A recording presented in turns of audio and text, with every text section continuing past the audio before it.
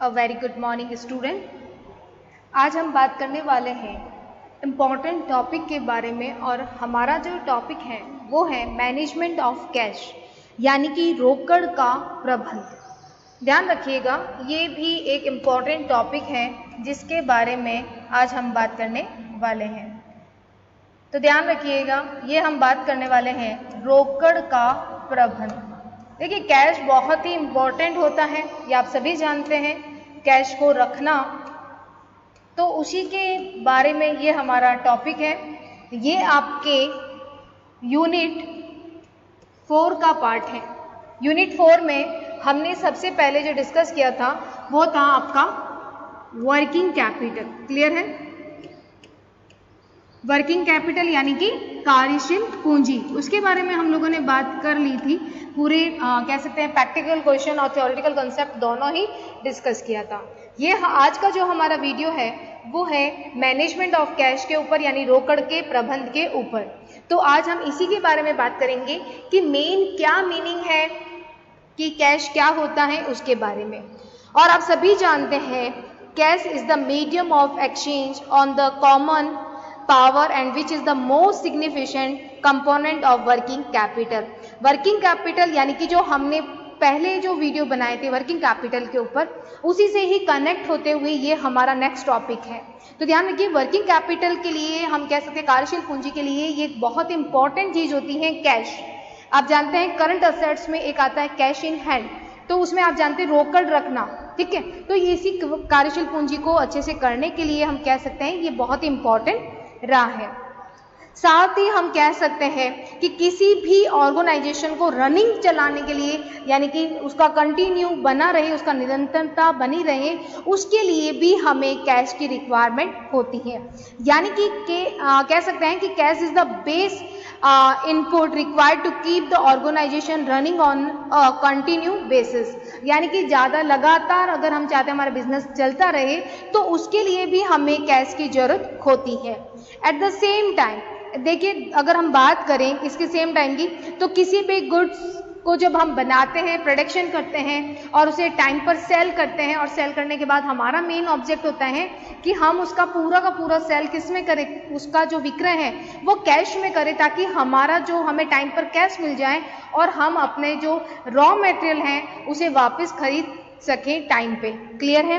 तो ये मेन कह सकते हैं इम्पॉर्टेंट रही है कैश की। ठीक है, और कैश के साथ हम जानते हैं कि अगर हमारे बिजनेस को स्मूथ यानी कि बहुत अच्छे तरीके से चलाना है, उसके फंक्शन को चलाना है, या आप कह सकते हैं हायर प्रॉफिटेबिलिटी अर्न करना है, प्रॉपर इफेक्टिव मैनेजमेंट करना है हमारे अगर बिजनेस का, तो हमें मैनेजमेंट ऑफ कैश बहुत ही इंपॉर्टेंट और अच्छे तरीके से करना होगा। यानी कि कैश बहुत इंपॉर्टेंट है, वर्किंग कैपिटल का पार्ट आप समझ लीजिए कैश है। ठीक है, बिजनेस को रनिंग करने के लिए, हायर प्रॉफिटेबिलिटी गेन करने के लिए, उच्च लाभदायकता कमाने के लिए, इफेक्टिव मैनेजमेंट करने के लिए हमें कैश की रिक्वायरमेंट होती है। क्लियर है? साथ ही कुछ अपॉर्चुनिटी होती हैं, कुछ अवसर मिलते हैं और उसका फायदा हम तभी उठा सकते हैं जब हमारे बिजनेस में प्रॉपर कैश मैनेजमेंट हो। क्लियर है? अगर बेटर कैश मैनेजमेंट होगा तो हम अपॉर्चुनिटी या अवसर का लाभ भी उठा सकेंगे जो हमें मिलेगा। तो चलिए इसी के ऊपर हम बात करते हैं मीनिंग ऑफ कैश, कि कैश का मीनिंग क्या है उसके बारे में। क्लियर? तो देखिए क्या कह रहा है, cash is the most liquid assets that a firm own. यानी कि जो कैश है, नगद है, सबसे अधिक तरल संपत्ति होती है जो फर्म के लिए एक स्वामित्व का रोल करती है। तो जो कैश होता है, आप जानते हैं कि जब भी आप मार्केट जाएंगे और अगर आपके पास में कैश है तो आप कुछ भी शॉपिंग कर सकते हैं इजी वे से। लेकिन अगर आपके पास में कोई गुड्स है, कोई सामान है, उसके बदले में आप खरीदना चाहेंगे तो आपको बहुत ज़्यादा टाइम भी लगेगा और हो सकता है कि आपका ये जो आपको जो खरीदना है वो आप खरीद पाएँ या नहीं पाएँ। तो एक अनसर्टेनिटी रहती है अगर आपके पास कैश नहीं है। बट अगर आपके पास कैश है तो उसमें सबसे ज़्यादा लिक्विडिटी असेट्स के रूप में माना जाता है, यानी तरल संपत्ति के रूप में माना जाता है। Clear? It's include money and instrument like cheque, money order and bank draft which bank normally accept for the deposit and immediately credit to the depositors account. देखिए, वैसे तो कैश में आप जानते हैं कि लिक्विड एसेट्स होता ही है, बट इसमें कुछ हम चीज़ और भी शामिल कर सकते हैं। इसमें क्या क्या शामिल हो सकता है? चेक हो सकता है हमारा, ठीक है, मनी ऑर्डर हो सकता है, बैंक ड्राफ्ट हो सकते हैं, ये सभी इसमें शामिल हो सकते हैं। किसमें? आपके कैश मैनेजमेंट में, ठीक है। जिसे नॉर्मली बैंक क्या करती है? एक्सेप्ट कर लेती है, यानी आसानी से एक्सेप्ट कर सकती है, आसानी से एक्सेप्ट करके उसे क्या कर सकती है? जमा के लिए स्वीकार कर सकती है, ठीक है, जमा के लिए स्वीकार कर सकती है और तुरंत उसे जो डिपॉजिटर्स होते हैं उनके खाते में जमा कर सकती है। तो ध्यान रखिएगा, मोस्ट इम्पॉर्टेंट कि कैश में लिक्विड एसेट्स होता है, बट इसमें कुछ चीज़ें और भी आती हैं, for example cheque, money order, bank draft. ध्यान रखिएगा, ये इसलिए है क्योंकि बैंक इसे आसानी से स्वीकार करके जमा कर देती है अकाउंट में, ठीक है। तो बैंक में कार्य करने के लिए भी ये इजी सोर्सेस माना गया है। Clear? Sometimes near cash items such as marketable securities और bank time deposits are also include in cash. क्या कह रहा है? कभी कभी कैश के निकट की, जो निकट का मतलब क्या होता है? जो नियर कैश है, कैश तो नहीं है बट आप कह सकते हैं कैश के नियर है, यानी कि हम उसे कैश में कन्वर्ट कर सकते हैं। नियर कैश का मतलब होता है जो कैश नहीं है बट वो कैश जैसा ही है, हम जल्दी से उसको कैश में कन्वर्ट कर सकते हैं, ठीक है। तो कभी कभी कैश के निकट की वस्तुएं जैसे कि मार्केटेबल सिक्योरिटीज, जिसे कहते हैं विपणन योग्य प्रतिभूतियां, जिसे हम आसानी से बेच सकते हैं। मार्केटेबल सिक्योरिटीज का मतलब क्या हो गया? विपणन योग्य प्रतिभूतियां। और बैंक टाइम डिपॉजिट, इसको भी हम कैश में शामिल करते हैं। It's a very very important. Clear है? The basic features of near cash asset is then that they can easily be converted into cash. इसको नियर कैश को हम इसलिए शामिल करते हैं क्योंकि ये बहुत इजी वे से कैश में कन्वर्ट हो जाती है। Are you clear? तो ये है मीनिंग ऑफ कैश। ध्यान रखिएगा, इसमें जो क्वेश्चंस बनेगा वो यही बनता है कि what is the meaning of management of cash, या फिर आपको आ सकता है explain the management of cash की क्या होता है रोकड़ का प्रबंध करना। तो ये मीनिंग इंपॉर्टेंट है, तो ध्यान रखिएगा। कैश तो हम लेते ही हैं, लेकिन इसके साथ साथ हम नियर मनी को इंक्लूड करते हैं। कि नियर मनी क्या होती है? जिसे हम कहते हैं नज़दीकी कह सकते हैं, मुद्रा कह सकते हैं, नज़दीकी नगद कह सकते हैं, जिसमें मार्केटेबल सिक्योरिटीज़ भी आती हैं, जो कैश नहीं है, जो नगद नहीं है, लेकिन हम जल्दी से उसको कैश में कन्वर्ट कर सकते हैं। ऐसा पावर होता है नियर कैश असेट्स में। क्लियर है? तो नियर कैश असेट्स में पावर होता है कि जल्दी से हम उसको रोकड़ में परिवर्तन कर सकते हैं। क्लियर?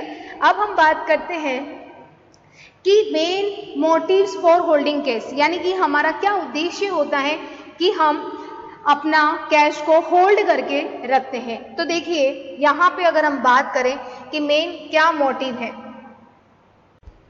देखिए मोटिव फॉर होल्डिंग कैश यानी कि क्या क्या उद्देश्य है, या हम कह सकते हैं रोकड़ कोषों की आवश्यकता। क्या कह सकते हैं? रोकड़ कोषों की आवश्यकता। ठीक है,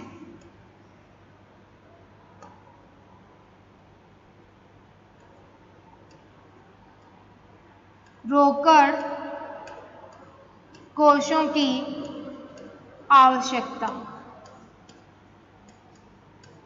आप सभी जानते हैं कि मेन हम कैश क्यों रखना चाहते हैं। कैश रखने के मेन ऑब्जेक्ट होते हैं, first is a transaction motive. Transaction motive का मतलब क्या होता है कि आप व्यापार संबंधी या लेन देन संबंधी आप पैसा रखते हैं, यानी कि आपको कोई लेन देन करना है इसीलिए आप पैसा रखते हैं। सेकंड है स्पेकुलेटिव मोटिव, यानी कि सट्टा संबंधी, क्या कह सकते हैं, सट्टा संबंधी प्रयोजन यानी कि उद्देश्य। ठीक है, तीसरा क्या कह रहा है, प्रिकॉशनरी मोटिव, यानी कि आकस्मिकता संबंधी प्रयोजन। क्लियर है? तो ये तीन मेन ऑब्जेक्ट होता है, इसीलिए हम कैश होल्ड करके रखते हैं, यानी कि इसे क्या कह सकते हैं, व्यापार। अच्छा, व्यापार संबंधी परियोजना या कह सकते हैं प्रयोजन। तो देखिए आप सभी जानते हैं कि व्यापार में बहुत सारे परचेज और सेल करना होता है, विक्रय करना होता है, टाइम टू टाइम हमें डिविडेंड का पेमेंट करना होता है, हमें रॉ मटेरियल खरीदना होता है, ठीक है, और हमें टैक्स का पेमेंट करना होता है। इसीलिए ट्रांजैक्शन मोटिव यानी कि लेन देन संबंधी हम अपने पास पैसा रखते हैं। ये मेन ऑब्जेक्ट होता है अगर हम बात करें बिजनेस की, ठीक है। यानी ट्रांजैक्शन मोटिव मतलब क्या हो गया कि बिजनेस की अगर बात की जाए तो कैश इसीलिए रखा जाता है कि डे टू डे ट्रांजैक्शन जो करने होते हैं उसका हम टाइम पे पेमेंट कर पाए, ठीक है। और कैश का जो डिपेंड है यानी कितना कैश हमें रखना होता है, कैश कितना रखे बिजनेस में, तो ध्यान रखिएगा ये जो कैश का जो डिपेंड है वो बिजनेस के ऊपर होता है कि आपका बिजनेस किस टाइप का है कि आपको कैश रखना है। क्लियर है। कुछ बिजनेस ऐसे होते हैं जिसमें कैश की रिक्वायरमेंट कम रहती है और कुछ बिजनेस ऐसे होते हैं जिसमें कैश का रिक्वायरमेंट ज़्यादा रहता है। जैसे अगर हम बात करें for example the cash inflow of life insurance company are highly predictable and they hold less than 1% of their assets in the form of cash. यानी LIC की अगर हम बात करें तो वहाँ पे सिर्फ 8% कैश को रखा जाता है और वहाँ पे कैश का इनफ्लो बना रहता है, इसीलिए 8% रखा जाता है, इसीलिए वहाँ पे कैश कम रखा जाएगा। लेकिन फॉर एग्जाम्पल अगर हम बात करें cash flow for aircraft manufacturing for subject to wild variation and they keep amount 8%, keep about 8% तक जो एयरक्राफ्ट मैन्युफैक्चरर्स होते हैं वो अपने पास में कैश को रखते हैं। तो ये डिपेंड करता है कि आपका बिजनेस किस तरीके का है। अगर आपका बिजनेस इस तरीके का है कि आपने कोई गुड्स को परचेज किया डायरेक्ट और उसे सेल कर दिया, ठीक है, तो उसे सेल कर दिया, तो यहाँ पे आपको कैश रिक्वायरमेंट कम रखना होगा क्योंकि आपने परचेज किया और उसे आपने कैश में कन्वर्ट कर दिया। लेकिन अगर आपका बिजनेस ऐसा है कि आपने रॉ मटेरियल खरीदना है, फिर आपको इसको वर्क इन प्रोग्रेस में लेके जाना है, फिर फिनिश गुड में, तो वहाँ आपको टाइम लगेगा। क्लियर है। तो वहाँ पे आपको कैश होल्ड करके रखना होगा क्योंकि आपका प्रोसेस बहुत लंबा है और यहाँ पे आपका प्रोसेस बहुत छोटा है। तो ये आपको ध्यान रखना है कि ये जो ट्रांजैक्शन होता है मोटिव ये डिपेंड करता है बिजनेस के नेचर पे कि आपका बिजनेस किस टाइप का है। बात करते हैं सेकंड पॉइंट की, स्पेकुलेटिव मोटिव यानी सट्टा संबंधी। आप जानते हैं कि सट्टा संबंधी अगर हम बात करें तो सट्टा का मतलब क्या हो गया कि भविष्य में जो चेंजेस आएगा, फ्यूचर में जो परिवर्तन आएगा, ठीक है, यानी मूल्य में परिवर्तन आना, प्राइस में चेंजेस होना, प्रॉफिट गेन करना, इस उद्देश्य से हम अपने पास में फंड रखते हैं, कैश को रखते हैं। क्लियर है। यानी कभी कभी आप देखते हैं ना कि सिक्योरिटीज के प्राइस में चेंजेस हो रहा है तो उसका प्रॉफिट अर्न करने के लिए कैश होल्ड करके रखा जाता है। क्लियर है आपको। यानी कैश होल्ड इसलिए रखा जाता है ताकि आप क्या कर सकते हैं कि जो भी प्राइजेस में चेंजेस आता है उसका आप क्या कर सकते हैं, फ्यूचर में जो प्राइजेस चेंजेस होगा उसका बेनिफिट उठाने के लिए आप कैश होल्ड करके रखते हैं। क्लियर है। तो ये सट्टा मोटिव हो सकता है, स्पेकुलेटिव मोटिव हो सकता है। सबसे इम्पॉर्टेंट और आप सभी जानते हैं प्रिकॉशनरी मोटिव यानी आकस्मिकता। लाइफ में आकस्मिकता आती रहती है या आप कह सकते हैं कुछ ना कुछ प्रिकॉशन रखने के लिए हमें अपने पास कैश होल्ड रखना होता है जिसका हम पहले से पूर्वानुमान नहीं लगा सकते। क्लियर है। लेकिन व्यवसाय में ये आप कह सकते हैं ऐसा घटना होगी, इसीलिए हम थोड़ा सा, चाहे अपन बिजनेस की बात करें या नॉर्मल हमारी लाइफ की बात करें, तो किसी को नहीं पता था कि कोरोना का टाइम पीरियड आएगा और हमें कैश होल्ड घर पे रखना होगा ताकि हम लोग अपना जो प्रिकॉशनरी, जो आकस्मिकता के कारण जो प्रॉब्लम आ रही है उसको फेस कर पाएँ। तो ये बिजनेस और हमारी लाइफ दोनों से रिलेटेड पॉइंट है कि ऐसी आकस्मिकता में जैसे कि बाय चांस लेबर ने किसी ने स्ट्राइक कर दी, ठीक है, शट डाउन हो गया, ठीक है, कोई एक्सीडेंट हो गया, तो इसीलिए हम अपने पास में प्रिकॉशनरी मोटिव का मतलब हो गया आकस्मिकता के लिए पैसा अपने पास रखते हैं। तो 3 मेन मोटिव्स होते हैं कैश होल्ड करने के, ये आपको ध्यान रखना है। इसका बारे में हम लोगों ने आपको बताया कि किन्स का हमने लिक्विडिटी प्रेफरेंस थ्योरी भी पढ़ी थी बीकॉम फर्स्ट ईयर में और वो भी बहुत इंपॉर्टेंट थी और उसी में भी ये 3 मोटिव्स बताए थे कि हम अपने पास पैसा क्यों रखते हैं। क्लियर है। तो ये इसके बारे में हम लोगों ने बात की। अब हम बात करें कि फैक्टर डिटर्मिनेशन कैश बैलेंस, यानी कि कौन से ऐसे फैक्टर है जो कैश डिटर्मिनेशन यानी कि आपके कैश बैलेंस को निर्धारण करने में प्रभावित करते हैं उसके बारे में। तो देखिए कि कैश का स्तर को निर्धारित करने वाले तत्व, उसके बारे में बात करेंगे। Factor determination cash balance. एक किसी भी इंस्टीट्यूट के पास में इतनी कैश या इतना रोकड़ होना चाहिए कि वो अपने डेली जो रिक्वायरमेंट है उसको पूरा कर पाए। क्लियर है? यानी कि जो डे टू डे ट्रांजेक्शन होते हैं कम से कम उसको पूरा कर पाए।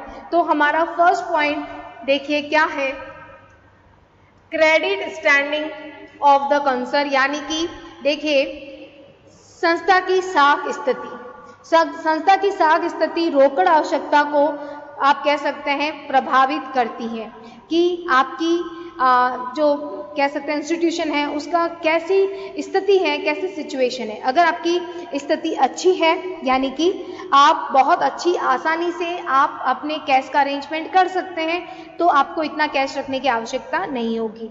लेकिन अगर आपका ये है कि आपकी संस्था को आसानी से कैश नहीं मिल पाएगा तो आपको कैश अरेंजमेंट करके रखना होगा। क्लियर है? यानी ताकि आप आवश्यक सामग्री है परचेज कर पाएँ, मटेरियल परचेज कर पाएँ, ठीक है, और रोकड़ की आवश्यकता नहीं होती तो उन्हें आप देखिए कभी कभी बिजनेस के ऊपर डिपेंड करता है कि उसकी क्रेडिट स्टैंडिंग कैसी है। ठीक है, अगर उसकी साख की स्थिति अच्छी है यानी उसको आसानी से कहीं से उधार मिल सकता है तो उसे कैश होल्ड करके आवश्यकता इतना नहीं रहेगी।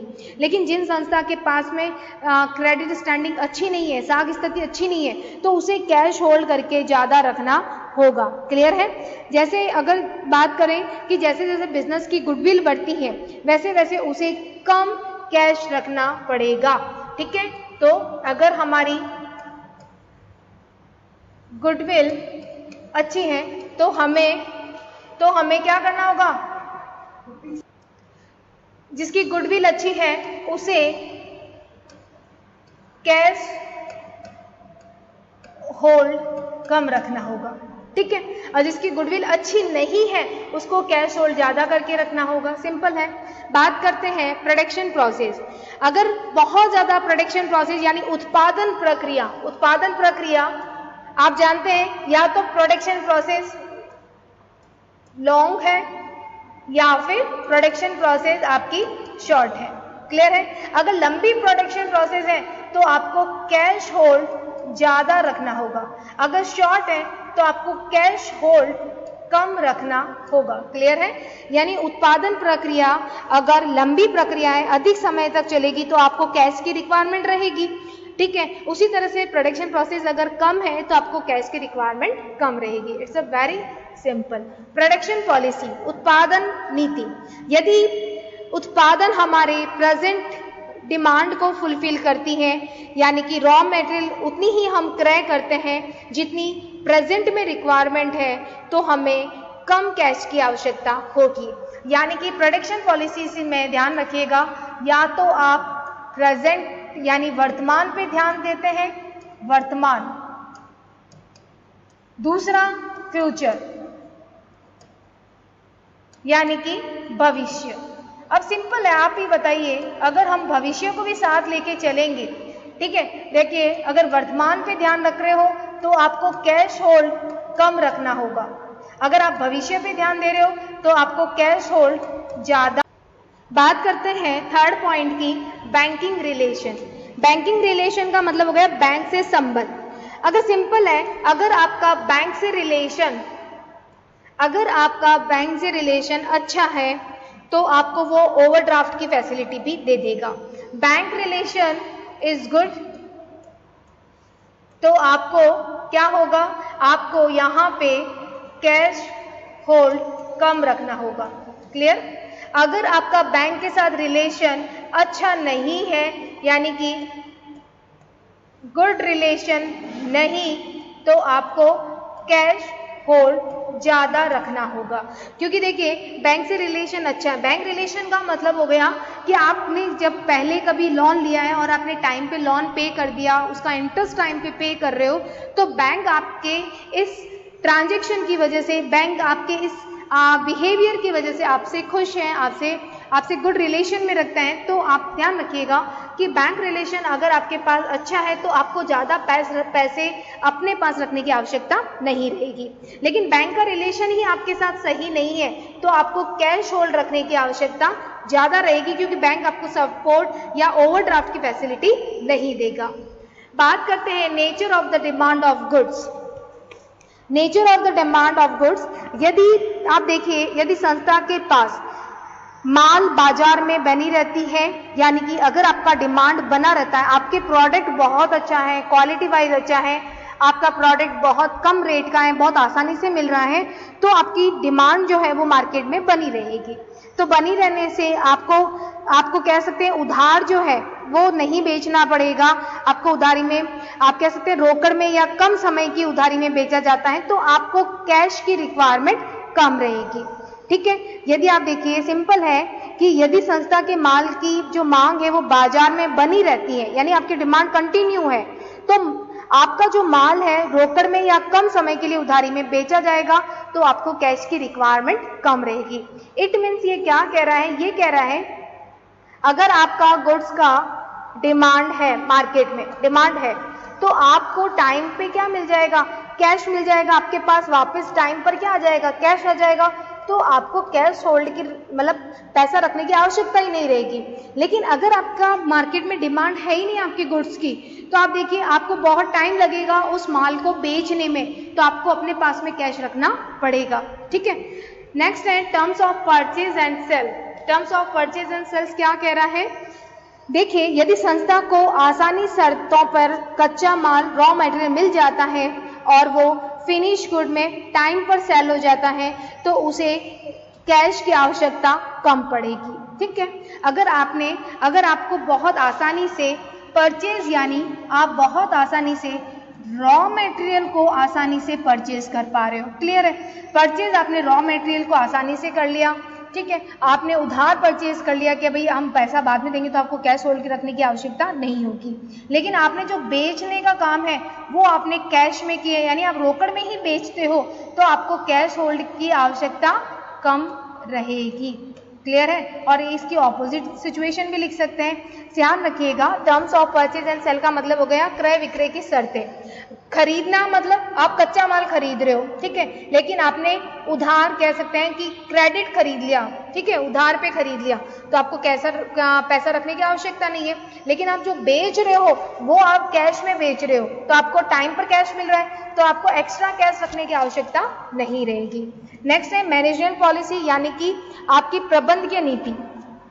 संस्था के द्वारा जो भी रोकड़ की मात्रा है वो प्रबंध की तरलता पसंदगी है, यानी कि आपकी सेलिंग प्रोसेस कैसी है उस पर डिपेंड करती है। ठीक है, अगर प्रबंधक आपका रोकड़ के लिए बहुत अच्छे से मैनेजमेंट करता है, मैनेजमेंट पॉलिसी का मतलब है कि मैनेजमेंट आपका कैसा है, मैनेजमेंट कैसे कैश रखता है, अगर वो बहुत प्रॉपर कैश रखता है तो आपको ज़्यादा कैश रखने की आवश्यकता नहीं होगी। लेकिन अगर आपके पास आपका मैनेजमेंट पॉलिसी अच्छी नहीं है तो आपको कैश होल्ड करके रखना पड़ेगा। क्लियर है, यानी कि ये डिपेंड करता है कि वो मैनेजमेंट पॉलिसी आपके बिजनेस की कैसी है। अगर मैनेजमेंट पॉलिसी अच्छी है तो आपको कैश होल्ड रखने की आवश्यकता नहीं। अगर मैनेजमेंट पॉलिसी प्रॉपर नहीं है आपके बिजनेस की, प्रबंधकीय नीति, प्रबंधकीय नीति का मतलब क्या हो गया, लिक्विडिटी कितना चाहिए, रिस्क का एस्टिमेट प्रॉपर कर लिया, कितना परचेज सेल करना है, कितना स्टॉक रखना है, ये सारा का सारा इंक्लूड होता है हमारी प्रबंधकीय नीति में। क्लियर। नेक्स्ट है कलेक्शन पॉलिसी, संग्रहण नीति, जिसे क्या कहते हैं, संग्रहण नीति। यदि इंस्टीट्यूशन की जो कलेक्शन पॉलिसी है वो बहुत ही इफेक्टिवली या कह सकते हैं प्रभावपूर्ण है, तो आपको कैश रखने की आवश्यकता नहीं है। आप टाइम पर रिकवर कर रहे हो, टाइम पर पैसा ले रहे हो, तो आपको कैश रखने की आवश्यकता नहीं है। लेकिन अगर आपकी कलेक्शन पॉलिसी बहुत लिबरल है, बहुत छूट दे रहे हो आप, तो वहाँ पे आपका पैसा बैड डेब्ट्स में जा सकता है, डिफॉल्ट हो सकता है, इसीलिए आपको कैश अच्छे से रखना होगा। यानी कि कलेक्शन पॉलिसी या तो क्या होगी, लिबरल होगी, लिबरल में आपके बैड डेब्ट्स बन सकते हैं, उधार नीति है यार बाद में दे देना तब, ठीक है। लेकिन अगर आपकी स्ट्रिक्ट पॉलिसी है तो आप ध्यान रखिएगा, आपने टाइम पे रिकवरी करते हो, टाइम पे पैसा लेते हो, तो आपको कैश होल्ड करने की आवश्यकता कम रहेगी। तो स्ट्रिक्ट पॉलिसी में आपको कैश होल्ड कह सकते हैं कम, और लिबरल पॉलिसी में आपको कैश होल्ड ज़्यादा रखना होगा, यानी नगद पैसा। कैपिटल एक्सपेंडिचर डिसीजन, देखिए संस्था पूंजी व्यय के लिए उन पर किए गए व्यय साधनों की व्यवस्था में कार्य करती है। अगर संस्था अतिरिक्त उसे रोकड़ कोषों की कम आवश्यकता होगी या अन्यथा, यानी कि हम कह सकते हैं कैपिटल एक्सपेंडिचर पर आप कितना खर्च कर रहे हो उसके ऊपर डिपेंड होगा, ठीक है, यानी कि कैसे आप डिसीजन लेते हो, ठीक है। तो उनकी साधनों की व्यवस्था, अगर आप बहुत आसानी से पूंजी व्यय की आप कर लेते हो तो आपको कम, और अगर आप नहीं कर पाते हो तो आपको कैश होल्ड ज़्यादा करना रखना पड़ेगा। इसके साथ भी हम कह सकते हैं capacity of borrow in emergency, आपातकाल में उधार लेने की क्षमता, यानी जब आपके पास इमरजेंसी आई और आपने क्रेडिट, आपको कोई भी उधार दे सकता है टाइम पर, तो आपको कैश होल्ड करके रखने की आवश्यकता नहीं होगी। लेकिन इमरजेंसी में, यानी कि हम क्या कह सकते हैं, जब इमरजेंसी आई आपके बिजनेस में और आपके पास में उधार देने के लिए कोई भी नहीं है, तो आपको वहाँ पे कैश होल्ड ज़्यादा रखना होगा। लेकिन अगर आपके पास में उधार देने वाले बहुत लोग हैं, आपको टाइम पर क्रेडिट फैसिलिटी देते हैं, तो आपको कैश होल्ड रखने की आवश्यकता नहीं होगी।